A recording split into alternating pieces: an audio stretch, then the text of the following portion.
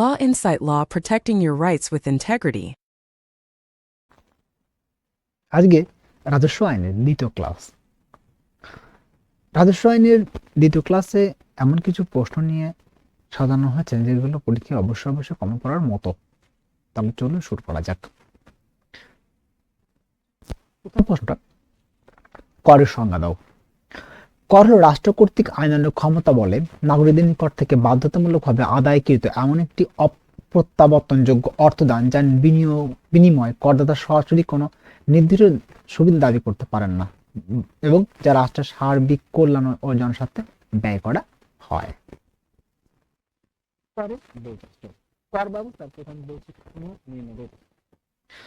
বাধ্যতামূলক কর। কর প্রদানের নাগরিকদের জন্য বাধ্যতামূলক, ইচ্ছাধীন নয়। আইন দ্বারা আরোপিত কর কেবল আইন সংসদীয় অনুমোদনের মাধ্যমে আরোপ করা হয়। অপ্রত্যাবর্তনযোগ্য। কর প্রদানের বিপরীতে করদাতা নির্দিষ্ট বা সরাসরি কোনো সেবা করে পায় না। সাধারণ কল্যাণ। করের অর্থ রাষ্ট্রের জনকল্যাণ কাজে ব্যয় করা হয়, নির্দিষ্ট উদ্দেশ্যহীন। কর থেকে সংগৃহীত অর্থ কোনো নির্দিষ্ট খাতে ব্যয় করা বাধ্যতামূলক নয়। তাহলে নির্দিষ্ট উদ্দেশ্যহীন।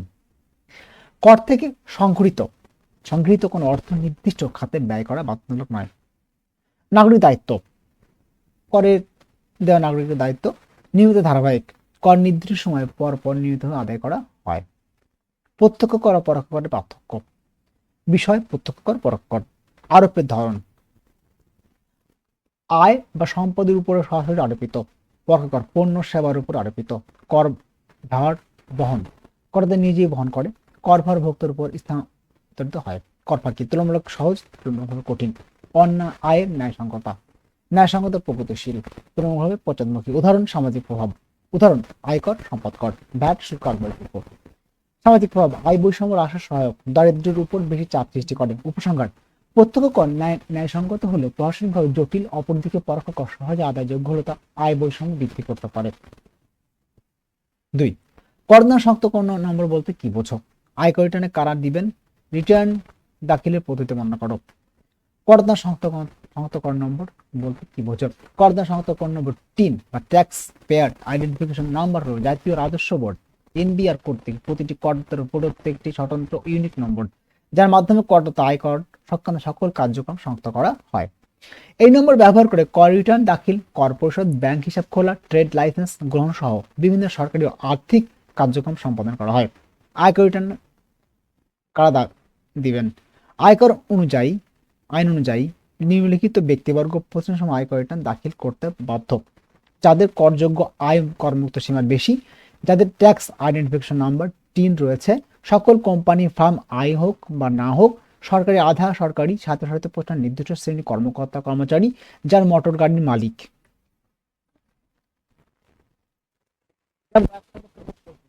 যারা ব্যাংক ঋণ, এলসি, বড়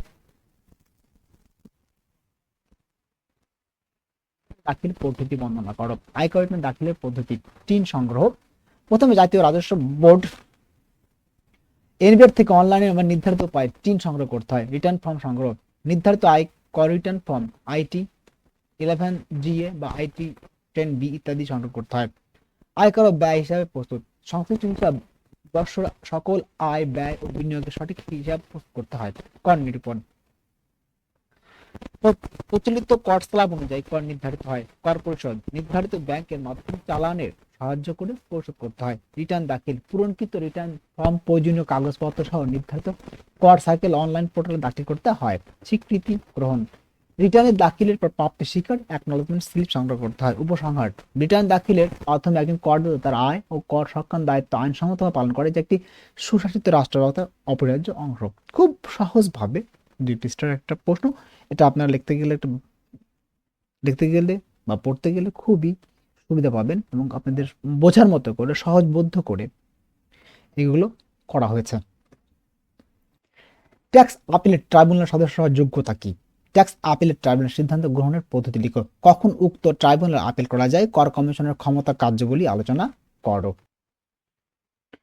ট্যাক্স আপিলেট ট্রাইব্যুনাল সদস্য হওয়ার যোগ্যতা: আয়কর আদালত 1984 অনুযায়ী ট্যাক্স আপিলেট ট্রাইব্যুনাল আয়কর সংক্রান্ত আপিল নিষ্পত্তি সর্বোচ্চ প্রশাসনিক কর্তৃপক্ষ। এই ট্রাইব্যুনাল সদস্য হিসেবে নিয়োগ পাওয়ার জন্য নির্দিষ্ট আইনগত প্রশাসনিক নৈতিক ও যোগ্যতা থাকা আবশ্যক। নিচে বিস্তারিত যোগ্যতা সম্পর্কে আলোচনা করা হলো। বিচার বিভাগীয় যোগ্যতা।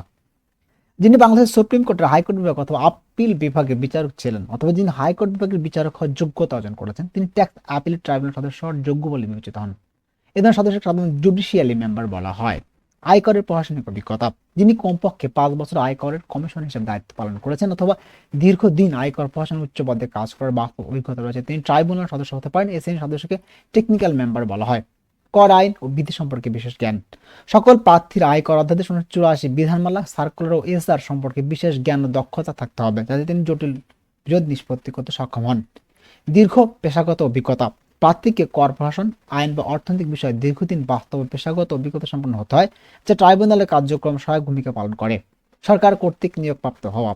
ট্যাক্স আপিলের ট্রাইব্যুনাল সদস্যকে অবশ্যই সরকার কর্তৃক নিয়োগপ্রাপ্ত হতে হয়। নিয়োগের ক্ষেত্রে সরকারের বিবেচনায় প্রার্থীর যোগ্যতা অভিজ্ঞতা দক্ষতা প্রাধান্য পায়। সুনাম ও নৈতিক চরিত্র। সদস্যকে অবশ্যই সুনাম সুনাম সম্পূর্ণ বা নৈতিক চরিত্রের অধিকারী হতে হবে। তার বিরুদ্ধে কোনো গুরুতর দুর্নীতি শৃঙ্খলা ভঙ্গ বা অসদাচরণ অভিযোগ থাকা চলবে না।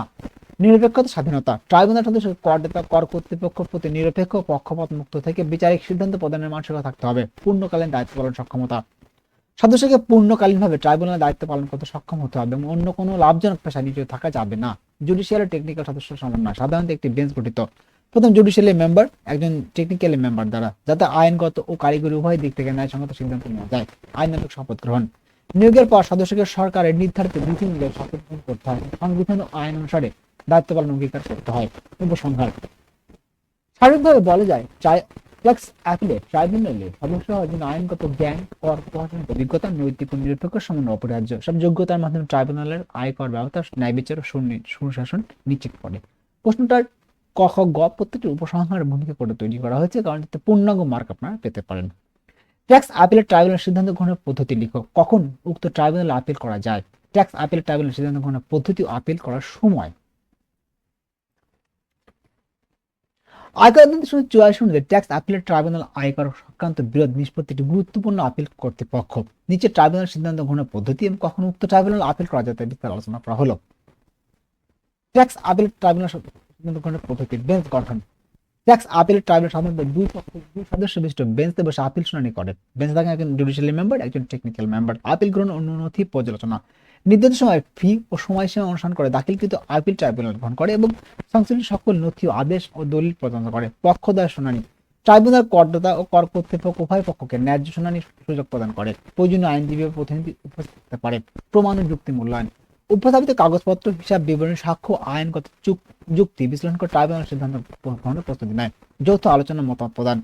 শুনানি শেষে বেঞ্চের সদস্যগণ পারস্পরিক আলোচনার মাধ্যমে মতামত প্রদান করেন। মতনৈক্য ভিত্তিতে সিদ্ধান্ত। যদি বেঞ্চের উভয় সদস্য একই মত পোষণ করেন তবে সেই মত অনুযায়ী চূড়ান্ত সিদ্ধান্ত গৃহীত হয়। মতভেদের ক্ষেত্রে তৃতীয় সদস্য। যদি দুই সদস্যের মতন ঘটে তবে বিষয়টি তৃতীয় সদস্য নিকট প্রেরণ করা হয় এবং সংখ্যাগরিষ্ঠ মতে ভিত্তিতে সিদ্ধান্ত গৃহীত হয়। লিখিত রায় প্রদান। ট্রাইব্যুনাল সিদ্ধান্ত লিখিত আকারে প্রদান করা হয় এবং তাতে সিদ্ধান্ত কারণ উল্লেখ থাকে। আদেশের করযোগ্যতা। ট্রাইব্যুনাল ট্যাক্স আপিলেট ট্রাইব্যুনাল আদেশ সংশ্লিষ্ট কর কর্তৃপক্ষ করদাতার জন্য বাধ্যতামূলক ও কার্যকরযোগ্য। রায় সংরক্ষণ রেকর্ড। রায় সংরক্ষণ করা ভবিষ্যতে কর মামলায় রেফারেন্স নজির হিসেবে ব্যবহৃত হতে পারে। কখন ট্যাক্স আপিলেট ট্রাইব্যুনাল আপিল করা যায়? কর কমিশন আপিলের আদেশের বিরুদ্ধে। কর কমিশন আপিলে প্রদত্ত আদেশের বা কর কর্তৃপক্ষ অসন্তুষ্ট ট্রাইব্যুনাল আপিল করা যায়। আইনগত অধিকার সংরক্ষণের জন্য যখন কর নির্ধারণ আইন বা বিধি ভুল প্রয়োগ ঘটে। নির্ধারিত সময়সীমার মধ্যে। সাধারণত কর কমিশন আপিল এর আদেশ প্রাপ্তি 60 দিনের মধ্যে ট্রাইব্যুনাল আপিল দাখিল করতে হয়। করদাতা কর কর্তৃপক্ষ উভয় অধিকার। উভয় পক্ষ করদাতা বা কর কর্তৃপক্ষ ট্যাক্স আপিলেট ট্রাইব্যুনাল আপিল করতে পারে। নির্ধারিত আপিল ফর্ম পূরণ করে প্রয়োজনীয় ফি প্রদানের সাপেক্ষে আপিল করা যায়। কর পরিশোধ সংক্রান্ত শর্ত পূরণ সাপেক্ষে। আইন অনুযায়ী প্রযোজ্য ক্ষেত্রে নির্ধারিত অংশের কর পরিশোধ বা নিরাপত্তা প্রদান করতে বিচারাধীন বিষয়গুলো থাকলে যে বিষয়ে আপিল করা হচ্ছে তা অবশ্যই কমিশনের আপিল করতে নিষ্পত্তিকৃত হতে হবে। আইনসম্মত আপিলযোগ্য আদেশ হলে শুধুমাত্র আইন অনুযায়ী আপিলযোগ্য আদেশের বিধি ট্রাইব্যুনাল আপিল করা যায়। উপসংহার। ট্যাক্স আপিলেট ট্রাইব্যুনাল একটি আধা বিচারিক প্রতিষ্ঠান হিসাবে ন্যায় বিচার নিশ্চিত করে। এর ট্যাক্স আপিলেট ট্রাইব্যুনাল একটি আধা বিচারিক প্রতিষ্ঠান হিসাবে ন্যায় বিচার নিশ্চিত করে। এর সিদ্ধান্ত গ্রহণের সুস্পষ্ট পদ্ধতি ও নির্দিষ্ট আপিল বিধানের মাধ্যমে কর ব্যবস্থা স্বচ্ছতা ও ন্যায়সঙ্গত বজায় থাকে। কর কমিশনের ক্ষমতা কার্যগুলি আলোচনা করো। কর কমিশনের আয়কর প্রশাসনের গুরুত্বপূর্ণ স্তম্ভ। তার ক্ষমতা কার্যগুলি নিম্ন। প্রশাসনিক ক্ষমতা। অধীনস্থ কর কর্মকর্তাদের তদারকি ও নিয়ন্ত্রণ করা, কর সাইকেল ও কর অঞ্চলের পরিচালনা করা, কর নির্ধারণ সংক্রান্ত ক্ষমতা, কর নির্ধারণ, পুনর্নির্ধারণ, সংশোধন নির্দেশ প্রদান, ভুল বা অবৈধ কর নির্ধারণ সংশোধন করা। কর কমিশনের আপিল সংক্রান্ত ক্ষমতা। কর কমিশন আপিল হিসাবে করদাতা আপিল শুনানি গ্রহণ করে ন্যায়সঙ্গত আদেশ প্রদান করে। জরিমানা বা দণ্ড আরোপের ক্ষমতা। আইন লঙ্ঘনের জন্য জরিমানা আরোপ বা প্রত্যাহার করা, কর ফাঁকির ক্ষেত্রে ব্যবস্থা গ্রহণ, কর আদায় ও আদেশ কার্যকরণ, বকেয়া কর আদায়ের নির্দেশ প্রদান, প্রয়োজনীয় সম্পত্তি বাজেয়াপ্ত করার অনুমোদন, আইনগত পরামর্শমূলক ভূমিকা, কর আইন বাস্তবায়নের দিক নির্দেশনা প্রদান, জাতীয় রাজস্ব বোর্ডকে পরামর্শ প্রদান। প্রসঙ্গত, ট্যাক্স অ্যাপিলেট ট্রাইব্যুনাল ও কর কমিশন উভয়ে আয়কর ব্যবস্থা ন্যায় বিচার ও সুশাসন নিশ্চিত করার জন্য গুরুত্বপূর্ণ ভূমিকা পালন করে। কর কমিশনের ক্ষমতা কার্যাবলী।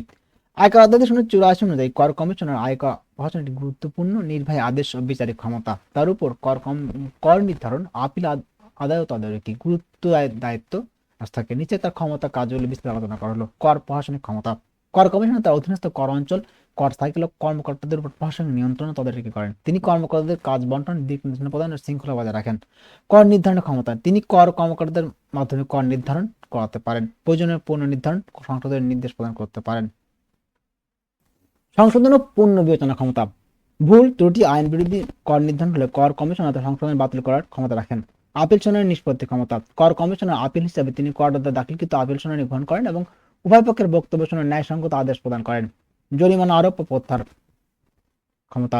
আইন লঙ্ঘন, রিটার্নের দাখিল ব্যর্থতা, কর ফাঁকির ক্ষেত্রে কর কমিশনার জরিমানা আরোপ, হ্রাস ও মকুব করতে পারেন। কর আদায় ও বকেয়া ব্যবস্থা। তিনি বকেয়া কর আদায়ের নির্দেশ প্রদান করেন, প্রয়োজনে ব্যাংক হিসাব জব্দ, সম্পত্তি ক্রোক, নিলামের ব্যবস্থা গ্রহণ করতে পারেন। তদন্ত অনুসন্ধান ক্ষমতা। কর ফাঁকি গোপন আয়ের সন্দেহ হলে কর কমিশনার তদন্ত নির্দেশ দিতে পারেন এবং প্রাসঙ্গিক নথিপত্র তলব করতে পারেন। কর অব্যাহতি ও বিশেষ সুবিধা সম্পাদনের ক্ষমতা। আইনের আওতায় বিশেষ ক্ষেত্রে কর কমিশনার কর অব্যাহতি, ছাড় বা বিশেষ সুবিধা প্রদানের সুপারিশ অনুমোদন দিতে পারেন। বা আইন বাস্তবায়নের ব্যাখ্যামূলক ভূমিকা। কর আইন, বিধি ও সার্কুলার বাস্তবায়নে কর কমিশনার গুরুত্বপূর্ণ ভূমিকা পালন করেন এবং প্রয়োজনীয় অধীনস্থ কর্মকর্তাদের ব্যাখ্যামূলক নির্দেশ প্রদান করেন। জাতীয় রাজস্ব বোর্ড পরামর্শ প্রদান। কর আদায় বৃদ্ধি, আইন সংস্কার, প্রশাসনিক উন্নয়নের বিষয়ে কর কমিশন জাতীয় রাজস্ব বোর্ড এনবিআর কে নির্দেশ প্রদান করেন। উপসংহার: কর কমিশনের ক্ষমতা কার্যাবলী আয়কর ব্যবস্থা সুষ্ঠু পরিচালনার মূল ভিত্তি। তাই দক্ষতা, নিরপেক্ষতা, আইন যথাযথ প্রয়োগের মাধ্যমে কর প্রশাসনের স্বচ্ছতা, ন্যায় বিচার নিশ্চিত করা হয়। কর কমিশনের যে দক্ষতা, ক্ষমতা ও কার্যাবলী, এটা কিন্তু মোস্ট ইম্পর্টেন্ট প্রশ্ন, এটা পড়তে হবে।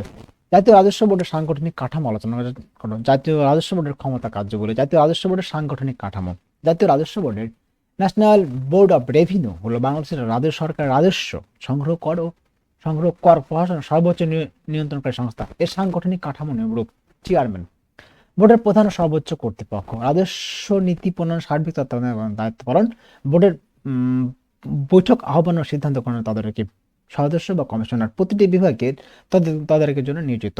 বোর্ডের নীতি ও সিদ্ধান্ত বাস্তবায়নের প্রধান ভূমিকা। আয়কর বিভাগ, ব্যক্তিগত, ব্যবসায়িক ও কর্পোরেট আয়ের কর নির্ধারণ, আদায়, কর রিটার্ন যাচাই, নির্ধারিত সময়ের কর সংগ্রহ নিশ্চিতকরণ। কাস্টমস বিভাগ, আমদানি রপ্তানি শুল্ক, এক্সাইজ শুল্ক, অন্যান্য সংযোজিত রাজস্ব সংগ্রহ। কাস্টমস আইন বাস্তবায়ন, অবৈধ আমদানি রপ্তানি নিয়ন্ত্রণ। ভ্যাট ও এক্সাইজ বিভাগ, ভ্যাট, সেবা কর, এক্সাইজ কর সংগ্রহ। ব্যবসা প্রতিষ্ঠান, হোটেল, রেস্টুরেন্ট সেবা প্রদানের ক্ষেত্রে কর নিশ্চিতকরণ। প্রশাসনিক সহায়ক শাখা, মানব সম্পদ প্রশিক্ষণ, তথ্য প্রযুক্তি, আইটি হিসাবে প্রশাসনিক কার্যক্রম তদারকি, বোর্ডের দৈনন্দিন কার্যক্রম সমন্বয়। আঞ্চলিক ও জেলা কর অফিস, আঞ্চলিক কমিশনার, জেলা কমিশনারদের অধীনে সার্কেল অফিস। আঞ্চলিকভাবে কর আদায়, তদন্ত, রিটার্ন যাচাই ও আপিল শুনানি।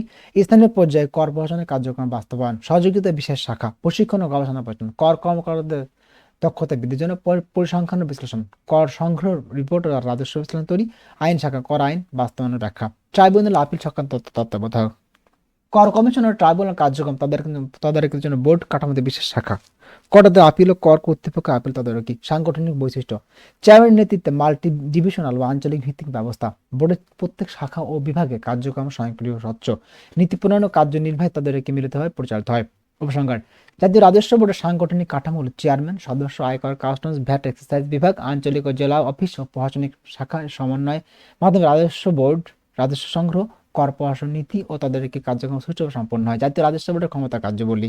জাতীয় রাজস্ব বোর্ড হলো বাংলাদেশের রাজস্ব সংগ্রহ ও কর প্রশাসন সর্বোচ্চ কর্তৃপক্ষের ক্ষমতা, কার্যাবলী নিম্নরূপ: রাজস্ব সংগ্রহ ও তদারকি, আয়কর, ভ্যাট, কাস্টমস শুল্ক, এক্সাইজ, অন্যান্য রাজস্ব সংগ্রহ নিশ্চিত করা, রাজস্ব সংগ্রহের উপর নিয়মিত তদারকি ও মনিটরিং করা, কর আইন ও প্রণয়ন বাস্তবায়ন পরামর্শ, সরকারকে কর আইন প্রণয়ন, সংশোধন ও বিধি প্রণয়ন পরামর্শ প্রদান, কর নীতি আইনের বাস্তবায়ন নির্দেশনা প্রদান, কর প্রশাসন তদারকি, আঞ্চলিক জেলা কর অফিস সমূহ কার্যক্রম তাদেরকে নিয়ন্ত্রণ, কর্মকর্তাদের নিয়োগ পদোন্নতি দায়িত্ব বন্টন নিশ্চিত করা, কর রিটার্ন যাচাই ও নির্ধারণ তদারকি, করদাতা দাখিলকৃত রিটার্ন যাচাই ও নির্ধারিত সময় কর আদায়, কর নির্ধারণে ভুল ত্রুটি অনিয়ম থাকলে সংশোধনের নির্দেশ প্রদান, কর আপিল ও ট্রাইব্যুনাল তদারকি, কর কমিশনার ও কর আপিলের কমিশনের কার্যক্রম তদারকি, ট্যাক্স আপিলেট ট্রাইব্যুনালের আপিল ও সিদ্ধান্ত গ্রহণ পর্যবেক্ষণ, পরিসংখ্যান ও বিশ্লেষণ, রাজস্ব সংগ্রহ, কর রিটার্ন ও বকেয়া করের পরিসংখ্যান প্রস্তুত করা, রাজস্ব নীতি ও কর পর্যন্ত বিশ্লেষণ, সুশাসন স্বচ্ছতা নিশ্চিতকরণ, কর প্রশাসনে জালিয়াতি দুর্নীতি অব্যবস্থাপনা প্রতিরোধ, কর্মকর্তাদের সততা ও পেশাদারিত্ব নিশ্চিত করা, প্রশিক্ষণ ও দক্ষতা উন্নয়ন, কর কর্মকর্তাদের প্রশিক্ষণ ও শিক্ষা নিশ্চিত করা,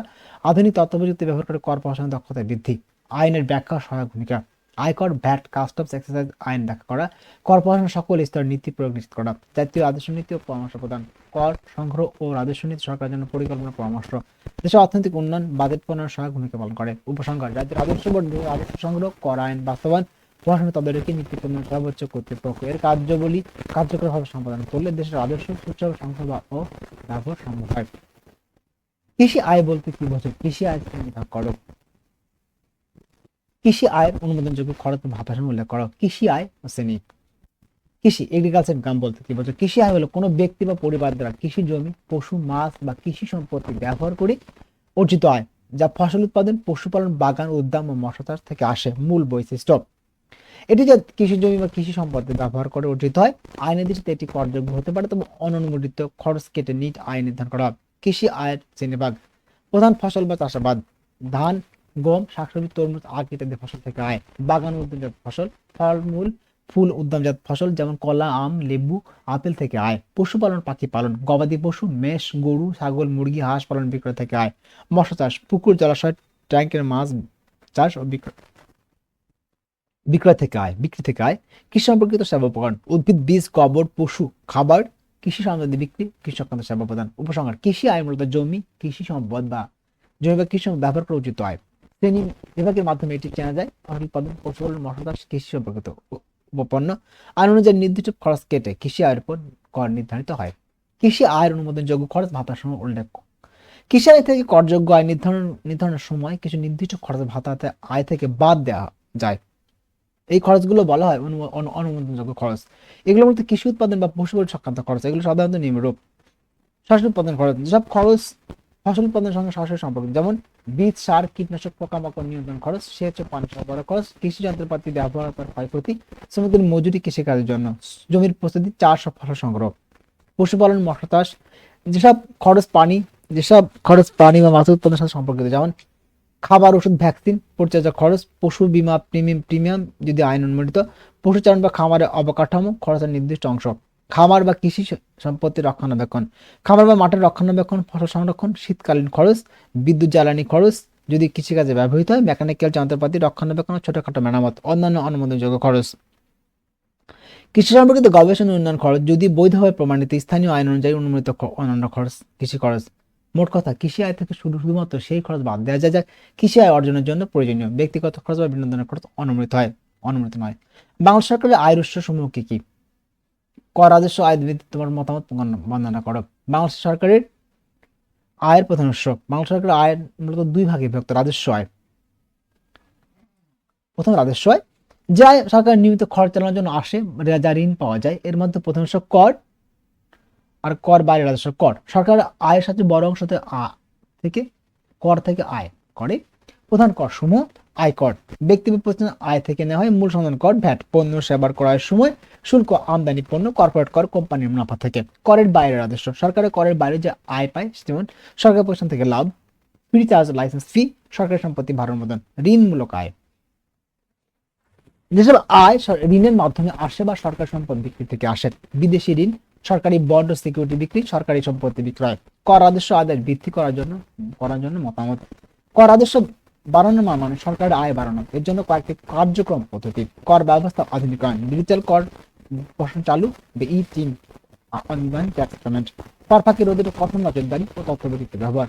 কর পলিসি সংস্কার, দরিদ্র মধ্যবিত্তের জন্য প্রাণোদ্যম রাখা, উচ্চ আয়ের ব্যক্তি ও কোম্পানি কর বৃদ্ধি, করের হার সমন্বয় করে কর ভিত্তিক সম্প্রসারণ। জনগণকে সচেতন করা, কর দেয়া প্রয়োজনীয় উপকারিতা সম্পর্কে জনসচেতনতা বৃদ্ধি, শিক্ষা ও প্রচার অভিযান। নতুন করে উৎস খুঁজে বের করা, পরিবেশ কর, সেবা করের উপর নতুন করে ডিজিটাল ইকোনমিক কর কৃষি শিল্প সার্ভিস সেক্টর করের সুযোগ সুবিধা নিশ্চিত করা। প্রশাসনিক দক্ষতা বৃদ্ধি, কর আদায় অফিসের দক্ষতা বৃদ্ধি, কর ফাঁকি জালিয়াতি লেনদেন শাস্তিমূলক ব্যবস্থা। উন্নত তথ্য ও ডেটার ব্যবহার, ব্যাংক আর্থিক প্রতিষ্ঠান থেকে তথ্য সংগ্রহ করে করদাতা শনাক্ত করা। ট্যাক্স ইন্টেলিজেন্স ব্যবহার। উপসংহার, বাংলাদেশ সরকার আয়কর মূলত কর ও সংক্রান্ত আয়ের উপর নির্ভরশীল। কর রাজস্ব বৃদ্ধি করতে হলে কর ব্যবস্থা আধুনিক, স্বচ্ছ, জনগণ স্বচ্ছ বান্ধব হতে হবে। সতর্ক নজরদারি, ডিজিটাল প্রযুক্তি, জনসচেতনতা, নতুন কর উৎস সঠিক ব্যবহারে সরকারি স্থায়ী আয় নিশ্চয়তা দিতে পারে। আয়কর ও মূল সঞ্চয় করের পার্থক্য, মূল সঞ্চয় করের সুবিধা অসুবিধা আলোচনা করো। বাংলাদেশের মূল সঞ্চয় করের বৈশিষ্ট্য, আয়কর ও মূল সঞ্চয় করের পার্থক্য, বিস্তারিত বিষয়। প্রকৃতি, সরকারি কর বা ডাইরেক্ট ট্যাক্স করদাতা তার আয় থেকে সরাসরি কর সরকারকে প্রদান করে। মূল সঞ্চয় কর, ভ্যাট পরোক্ষ কর, ভোক্তা কর বহন করে, বিক্রেতা সরকারের কাছে জমা দেয়। কর ধার্য প্রয়োগের ভিত্তি, ব্যক্তি, কোম্পানির প্রতিষ্ঠান আয় বা লাভের উপর, পণ্য বা সেবামূলক করার উপর। উদ্দেশ্য, আয় থেকে সরকারের সরাসরি রাজস্ব সংগ্রহ, উৎপাদন, বিক্রি, প্রতিষ্ঠান ধাপে ধাপে কর সংগ্রহ করে রাজস্ব বৃদ্ধি করা। করদাতা, ব্যক্তি বা প্রতিষ্ঠান, চূড়ান্ত ভোক্তা বা তবে ব্যবসা প্রতিষ্ঠান হিসাব রাখে সরকারকে জমা দেয়। কর প্রদানের সময়, সাধারণত বার্ষিক বা নির্দিষ্ট সময় আয় ঘোষণা কর প্রদান। পণ্য বা সেবা বিক্রয়ের সময় স্বয়ংক্রিয়ভাবে যোগাযোগ। পণ্য নির্ধারণ, আয়ের হার অনুযায়ী, যেমন 10%, 20%, 25%। বিক্রয় মূল্যের নির্দিষ্ট শতাংশ, যেমন 5%, 10%। প্রক্রিয়া, করদাতা আয় হিসাব করা, ব্যবসায়িক কর সংগ্রহ সরকারকে। আয়কর অনুসরণ কর, কর ফাঁকির সম্ভাবনা, নিজে জমা দেয়, রিপোর্ট জমা দেয়। কর ফাঁকির সম্ভাবনা, ব্যক্তির আয় লুকানো, রিপোর্ট না করলে কর ফাঁকি সহজে। উৎপাদন ও বিক্রয় প্রতি ধাপে প্রয়োগের ফাঁকি দেওয়া তুলনা কঠিন। ব্যবহারযোগ্য প্রভাব, উচ্চ আয় বা লাভবান প্রতিষ্ঠান, ব্যক্তি ব্যক্তির উপর বেশি প্রভাব, সাধারণ ভোক্তা বাজারের ব্যবসার প্রভাব ফেলে। উদাহরণ, ব্যক্তি বেতন, ব্যবসা লাভ, কোম্পানি মুনাফা, খাদ্য পণ্য, সেবা, ইলেকট্রনিক, রেস্তোরাঁ বিল ইত্যাদি। মূল সঞ্চয় করের সুবিধা অসুবিধা। সুবিধা, সরকার রাজস্ব বৃদ্ধি, পণ্য সেবা বিক্রয়ের পর ধার্য হওয়া আয় বাড়ায়। কর ফাঁকি কমায়, উৎপাদন বিক্রির প্রতি ধাপ কর প্রয়োগের কর ফাঁকি দেওয়া কঠিন। ব্যবসা প্রচারের মাধ্যমে সাহস সংগ্রহ, ভোক্তা টাকা প্রদান করে, ব্যবসা প্রতিষ্ঠান সরকারকে জমা দেয়। বাজার ভিত্তিক, উৎপাদন ও বিক্রয় প্রতিটি ধাপ প্রয়োগের রাজস্ব ধারাবাহিকতা, উচ্চ আয়কারী পণ্যের উপর বেশি প্রভাব। বিলাসবহুল পণ্য সেবা কর বেশি হওয়ার রাজস্ব সংগ্রহ বৃদ্ধি পায়। অসুবিধা, ভোক্তাদের উপর অতিরিক্ত চাপ, সব ধাপে করযোগ্য হয়, পণ্যের দাম বেড়ে যায়। দরিদ্র নিম্ন আয়ের মানুষের উপর প্রভাব, দরিদ্র জনগোষ্ঠীর জন্য জীবনযাত্রার ব্যয় বৃদ্ধি পায়। প্রশাসনিক জটিলতা, ব্যবসা প্রতিষ্ঠানকে হিসাব রাখতে হয় এবং সরকারি রিপোর্ট দিতে হয়। ক্ষুদ্র ব্যবসা সেবা কাজের জন্য কঠিন, ছোট ব্যবসা ভ্যাট সংগ্রহ জমা দেওয়া কঠিন মনে করে। মূল্যস্ফীতি বাড়ানো সম্ভব, উচ্চ ভ্যাট প্রয়োগের পণ্যের মূল্য বাড়তে পারে। বাংলাদেশের মূল সঞ্চালন করের বৈশিষ্ট্য, পরোক্ষ কর, ভোক্তা কর বহন করে কিন্তু ব্যবসা প্রতিষ্ঠান সরকারকে জমা দেয়। একাধিক ধাপে প্রয়োগ, উৎপাদন, বিতরণ, বিক্রয়ের প্রতিটি ধাপে কাজ ধার্য হয়।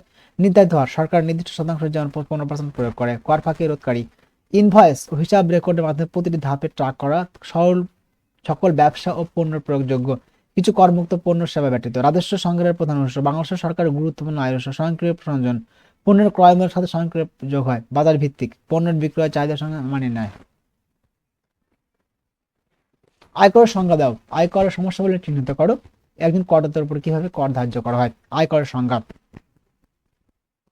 আয়করের সংজ্ঞা, আয়করের সরকার কর্তৃক আরোপিত একটি প্রকারের কর, যা ব্যক্তি বা প্রতিষ্ঠান আয় বা আয়ের উৎসের উপর ধার্য করা হয়। অর্থাৎ যে অর্থ বা আয় ব্যক্তি, কোম্পানি অর্জন করে তার একটি নির্দিষ্ট অংশ সরকারকে প্রদান করতে, সেটাই আয়কর। মূল পয়েন্টগুলো, প্রতিটি ব্যক্তি বা প্রতিষ্ঠান আয়ের উপর ধার্য করে। একটি সরকার রাজস্ব সংগ্রহের প্রধান উৎস। আয়কর সাধারণত প্রদত্ত আয়ের পরিমাণ অনুযায়ী পরিবর্তিত হয়। উদাহরণ, উচ্চ আয়ের ব্যক্তি করের হার বেশি। সোজা ভাষায়, আয়কর হলো আয়টি অংশ যা আমরা সরকারের জন্য দিই। আয়কর বর্ষের সমস্যা বলি। আয়কর বছর, অ্যাসেসমেন্ট ইয়ার, অর্থ বছর বা প্রিভিয়াস ইয়ার। এর বিভ্রান্তি, অনেকে পূর্ববর্তী বছরের আয় আর মূল বছরের তারিখ নিয়ে বিভ্রান্ত হয়। উদাহরণ, 25-26 অর্থ বছরের আয়কর পরবর্তী 26 সাথে নির্ধারণ করা হয়। আয়ের ধরন সঠিকভাবে নির্ধারণ করা না হওয়া, যেমন বেতন, ভাতা, সুদ, লভ্যাংশ, ব্যবসায়িক আয়। সব আয় একইভাবে নয়, কিছু আয় করমুক্ত, ট্যাক্স এক্সাম্পট, যেমন কিছু সরকারি বন্ড, ভাতা ছাড়া ও ছাড় অব্যাহত হিসাব ভুল করা, যেমন 80cc, 80D, 80Gর মতো ছাড় ঠিকভাবে নেওয়া হয় না। ছাড় বা অব্যবহার আয়কর পরিমাণ কমাতে সাহায্য করে। সঠিক কর হার বা ট্যাক্স রেট প্রয়োগ না করা, আয়ের স্তর অনুযায়ী কর আয় আলাদা হওয়া। অনেকেই উচ্চ আয়ের ক্ষেত্রে কম হার ধরে ভুল হিসাব করে। মেয়াদ বা সময়সীমা, আয়কর রিটার্ন ITR জমা শেষে তারিখ মিস হলে দ্বন্দ্ব পেনাল্টি দিতে হয়। প্রমাণপত্র, এটা একবার দেখে নেন। মেয়াদ বা সময়সীমার ভুল, আয়কর রিটার্ন ITR জমা শেষ তারিখে মিস হলে দ্বন্দ্ব পেনাল্টি দিতে হয়।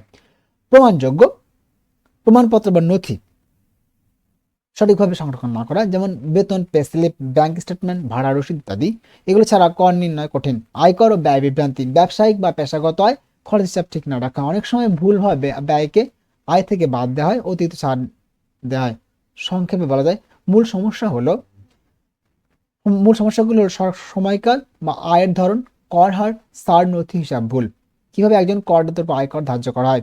কর ধার্য করার ধাপসমূহ: আয়কর নির্ধারণ। প্রথমে করদাতার সকল আয়, বেতন, ভাতা, ব্যবসা ভাড়া, সুদ, লভ্যাংশ ইত্যাদি হিসাব করা হয়। শুধুমাত্র করযোগ্য আয়, ট্যাক্সেবল ইনকাম গণনা করা হয়। করমুক্ত আয় বাদ দিয়ে।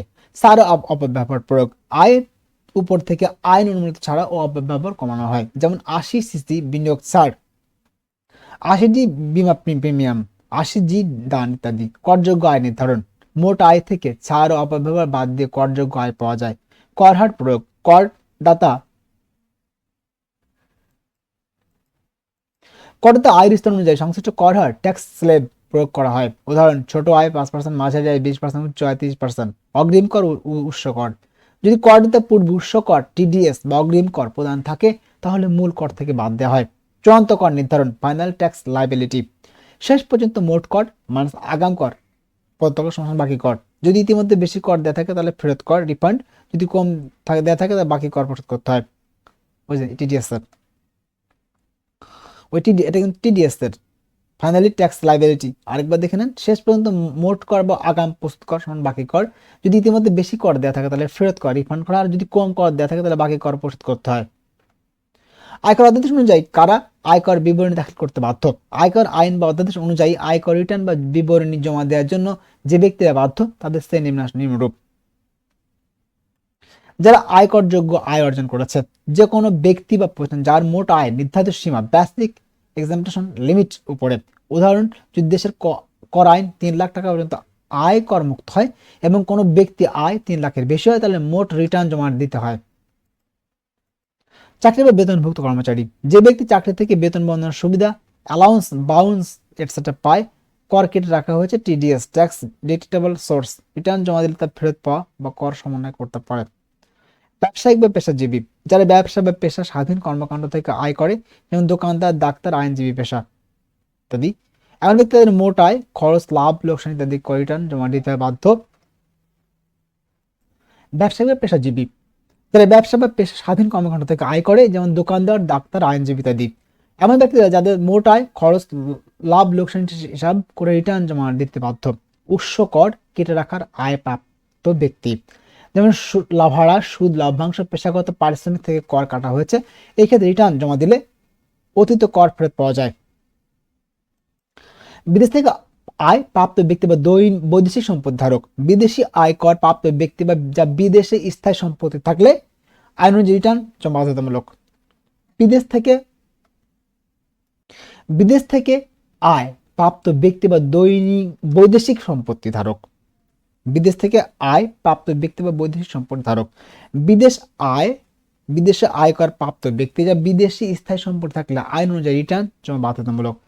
বিশেষ প্রয়োজনীয়তা অনুযায়ী রিটার্ন বাধ্যতামূলক। কিছু ক্ষেত্রে সরকার নির্দিষ্ট ধরনের ব্যক্তি বা প্রতিষ্ঠানকে বাধ্য করতে পারে, যেমন বড় বিনিয়োগকারী, উচ্চ আয় ব্যক্তি, যারা কোম্পানি বা অংশীদারিত্ব প্রতিষ্ঠান।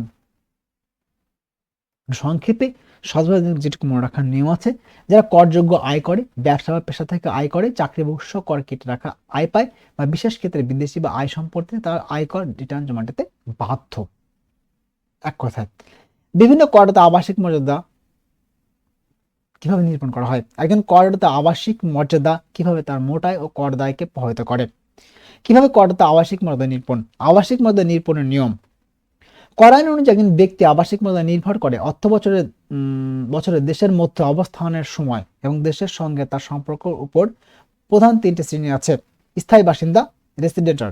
যে ব্যক্তি অর্থ বছরে অর্থাৎ 182 দিন থেকে কম বা তার সমান দেশের মধ্যে অবস্থান করেছে তাকে রেসিডেন্ট বলা হয়। রেসিডেন্ট ব্যক্তি দেশের সামাজিক ও আর্থিক সম্পর্ক বজায় রাখে। রেসিডেন্টের সমস্ত আয় ও দেশ ও বিদেশে করযোগ্য। অস্থায়ী বাসিন্দা, যিনি রেসিডেন্ট হলেও সম্পূর্ণ বছরের জন্য স্থায়ীভাবে দেশে থাকেন না বা কিছু বিদেশে আয় কর সুবিধা প্রযোজ্য নয়। নন রো নোট অর্থাৎ রেসিডেন্টের তুলনায় কিছু বিদেশি আয় কর মুক্ত থাকে। অবাসিন্দা বা নন রেসিডেন্ট এনড, যারা অর্থ বছরে 182 দিনের কম দেশের মধ্যে আছেন তারা নন রেসিডেন্ট ব্যক্তিরা শুধু দেশের মধ্যে অর্জিত আয়ের উপর কর দিতে বাধ্য। বিদেশে অর্জিত আয় করযোগ্য নয় যদি দেশীয় আইন অনুযায়ী অন্য নিয়ম না থাকে। এখন করদাতা আবাসিক মতে কিভাবে তার মোট আয় করদাতাকে প্রভাবিত করে? আবাসিক মতে কর দায়িত্বের সম্পর্ক। এখন করদাতা আবাসিক মতে সরাসরি প্রভাব ফেলে তার মোট আয় ও কর দায়ের উপরে। রেসিডেন্টের স্থায়ী বাসিন্দা মোট আয়। রেসিডেন্ট ব্যক্তি সমস্ত বিশ্বের আয় ওয়ার্ল্ড ওয়াইড ইনকামের উপর কর দিতে হয়, অর্থাৎ দেশের বাইরে আয় যেমন বিদেশে বেতন, ব্যবসা, সুদ, লাভ্যাংশ করযোগ্য। কর দায়িত্ব সর্বোচ্চ কর দায়িত্ব কারণ আয় কর বেশি, আয় বেশি সব ধরনের আয় করযোগ্য। উদাহরণ, একজন বাংলাদেশি ব্যক্তি পুরনো বছরে বাংলাদেশে অবস্থান করেন, বিদেশ থেকে চাকরি থেকে বেতন পান, বিদেশ থেকে লভ্যাংশ পান, উভয় আয় করযোগ্য। নন রেসিডেন্ট অবাসিন্দা মোট আয়। নন রেসিডেন্ট ব্যক্তি শুধু দেশের মধ্যে অর্জিত আয়ের উপর কর দিতে বাধ্য। দেশের বাইরে অর্জিত আয় সাধারণত করযোগ্য নয়। কর দায়িত্ব রেসিডেন্টের তুলনায় কম। উদাহরণ, একজন বাংলাদেশি ব্যক্তি পুরো বছর বিদেশ থাকেন, তিনি শুধু বাংলাদেশের ভাড়া বা ব্যবসায়িক আয় পান, শুধুমাত্র এই আয় করযোগ্য। Non resident but not ordinary resident অস্থায়ী বাসিন্দা। রেসিডেন্ট কিছু বিদেশি আয়কর সুবিধা সীমিত। মোট আয় রেসিডেন্টের মতে তবে কিছু বিদেশি আয় করমুক্ত হতে পারে। কর দায়িত্ব রেসিডেন্টের চেয়ে কম, কিছুটা নন রেসিডেন্টের চেয়ে বেশি। সংক্ষেপে প্রভাব। আবাসিক মর্যাদা, করযোগ্য আয়, কর দায়িত্ব। রেসিডেন্ট বিশ্বের সব আয়, কর দায়িত্ব সর্বোচ্চ। নন রেসিডেন্টের মতে বিদেশি আয় বাদ রেসিডেন্টের চেয়ে কম, নন রেসিডেন্ট শুধু দেশের আয়, রেসিডেন্টের চেয়ে কম। এই হলো আজকের যে প্রশ্নগুলো সাজানো হয়েছে। যদি এগুলো আপনারা পড়েন তাহলে অবশ্যই কমন পাবেন। আর হচ্ছে গণিত, রাজস্ব আইনের যে ম্যাথের অংশটুকু রয়েছে সেটুকু আগামীকাল একটা ক্লাস রেডি করা আছে, ওই ক্লাসটা আগামীকাল করানো হবে। ওতে আপনারা কিছু গণিত নিয়ে আলোচনা করা হচ্ছে, যেগুলো অবশ্যই করলে অবশ্যই কমন পাবেন। আগামী ক্লাস দেখবেন গণিতের অংশটুকু। যদি ম্যাথের অংশটুকু আপনারা দেখেন তাহলে ম্যাথের অংশটুকু একদম সহজ হয়ে যাবে, কোনো কঠিন কোনো কিছু নয়। ম্যাথের অংশটুকু রাজস্ব আইনের মনে করেন যে অঙ্ক রয়েছে অনেক গড়ে কঠিন কিচ্ছু না, শুধু দেখলেই বুঝতে পারবেন যে কতটা সহজ করে করা হয়েছে।